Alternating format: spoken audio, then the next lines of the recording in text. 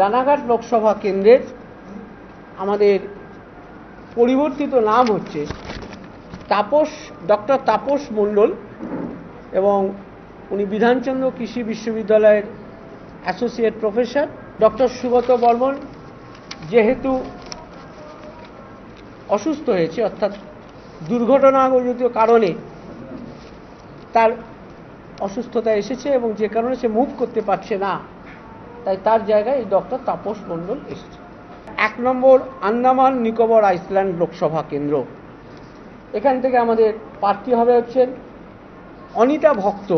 সিকিম লোকসভা কেন্দ্র থেকেও প্রার্থী হবেন আমাদের ডক্টর নকুল দাস।